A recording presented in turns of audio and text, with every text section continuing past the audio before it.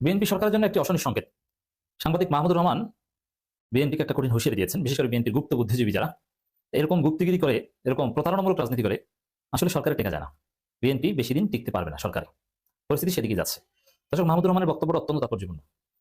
নির্বাচন শেষ হওয়ার পরও বিএনপিপন্থী ইউটিউবাররা, মানে বুদ্ধিজীবীরা, এখন বুদ্ধিজীবীরা তো ইউটিউবার হয়, কারণ আপনার বুদ্ধিজীবীটা পত্রিকার কলাম এগুলো কেউ পড়ে না।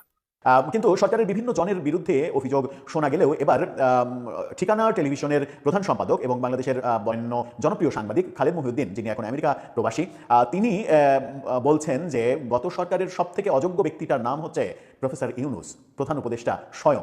হঠাৎ করে খালেদ মহিউদ্দিন প্রফেসর ইউনূসের ভক্ত এই সাংবাদিক কেন এই মানে কি বলবো অবিশ্বাস্য ধরনের একটা মন্তব্য করে বসলেন। ওই সাগর সাহেব অভিযোগ করতেছে ওনার কাছে 200 কোটি টাকা ঘুষ চাইছে কে?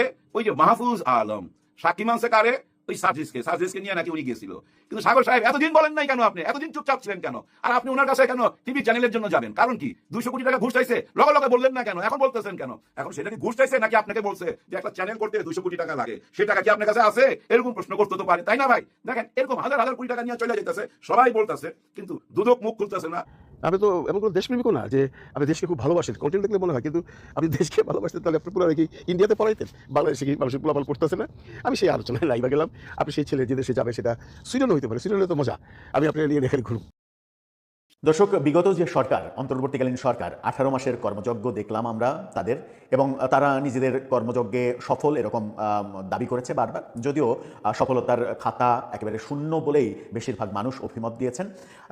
সাবেক প্রধান উপদেষ্টা প্রফেসর ইউনূসের সাবেক প্রেস সেক্রেটারি শফিকুল আলম তিনি বলেছেন যে এই সরকার আইন শৃঙ্খলা, পররাষ্ট্র নীতি, মানে কূটনৈতিক সম্পর্ক এবং অর্থনীতি 3 ক্ষেত্রে মানে ব্যাপকভাবে সফল হয়েছে, অথচ আমরা জানি এই 3 ক্ষেত্রেই দেশকে ধ্বংসের দ্বার প্রান্তে তারা নিয়ে গেছে। অনেক সমালোচনা এই সরকারকে নিয়ে হয়েছে এবং এই সরকার বাংলাদেশে মবের একটা রাম রাজত্ব কায়েম করেছিল, সেই অভিযোগটা সব থেকে বেশি হয়েছে। কিন্তু সরকারের বিভিন্ন জনের বিরুদ্ধে অভিযোগ শোনা গেলেও এবার ঠিকানা টেলিভিশনের প্রধান সম্পাদক এবং বাংলাদেশের বরেণ্য জনপ্রিয় সাংবাদিক খালেদ মহিউদ্দিন, যিনি এখন আমেরিকা প্রবাসী, তিনি বলছেন যে গত সরকারের সবথেকে অযোগ্য ব্যক্তিটার নাম হচ্ছে প্রফেসর ইউনূস, প্রধান উপদেষ্টা স্বয়ং। হঠাৎ করে খালেদ মহিউদ্দিন প্রফেসর ইউনূসের ভক্ত এই সাংবাদিক কেন এই মানে কি বলবো অবিশ্বাস্য ধরনের একটা মন্তব্য করে বসলেন? কোন হেতুতে তিনি প্রফেসর ইউনূসকেই সব থেকে বেশি অযোগ্য রিক্রুট হিসেবে দেখছেন?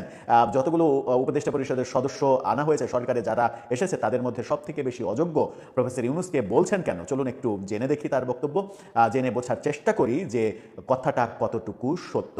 দর্শক, বলছিলাম সাংবাদিক খালেদ মহিউদ্দিনের কথা। খালেদ মহিউদ্দিন যে মন্তব্য করেছেন সেই মন্তব্য রীতিমতো বোমা বিস্ফোরণের মতো মন্তব্য।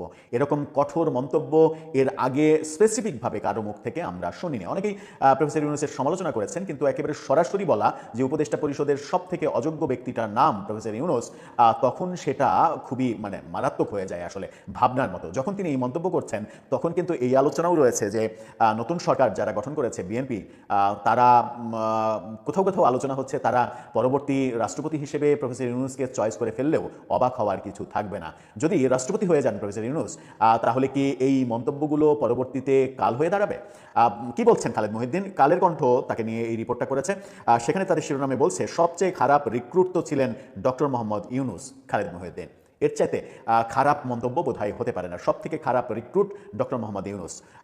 অন্তর্বর্তী সরকারের সময়কাল নিয়ে সমালোচনা করে নিউ ইয়র্ক ভিত্তিক বাংলা দৈনিক ঠিকানার প্রধান সম্পাদক খালেদ মহিউদ্দিন বলেছেন, সবচেয়ে খারাপ রিক্রুট ছিলেন ডক্টর মোহাম্মদ ইউনূস। একটি টকশোতে এই মন্তব্য করেছেন তিনি গতকাল। খালেদ মহিউদ্দিনের এই বক্তব্য ইতিমধ্যে সামাজিক যোগাযোগ মাধ্যমে ব্যাপক আলোচনার জন্ম দিয়েছে। আলোচনায় খালেদ মহিউদ্দিন বলেন, সরকারের নীতি নির্ধারণ ও সিদ্ধান্ত গ্রহণ প্রক্রিয়ায় ধারাবাহিকতার অভাব ছিল। তার ভাষায়, মাথা যদি ঠিক না থাকে তাহলে নিচের দিকে সব জায়গায় সমস্যা হয়। ডক্টর মোহাম্মদ ইউনূসের কাজের মধ্যে আমি প্রচণ্ড ইনকনসিস্টেন্সি দেখেছি। একটা কাজের মধ্যেও ধারাবাহিকতা পাইনি। বিএনপি সরকারের জন্য একটি অশনি সংকেত। সাংবাদিক মাহমুদুর রহমান বিএনপিকে একটা কঠিন হুঁশিয়ারি দিয়েছেন, বিশেষ করে বিএনপির গুপ্ত বুদ্ধিজীবী যারা এরকম গুপ্তগিরি করে, এরকম প্রতারণামূলক রাজনীতি করে আসলে সরকারের টেকা যায় না। বিএনপি বেশি দিন টিকতে পারবে না, সরকারে পরিস্থিতি সেদিকে যাচ্ছে। দর্শক, মাহমুদুর রহমানের বক্তব্যটা অত্যন্ত তাৎপর্যপূর্ণ।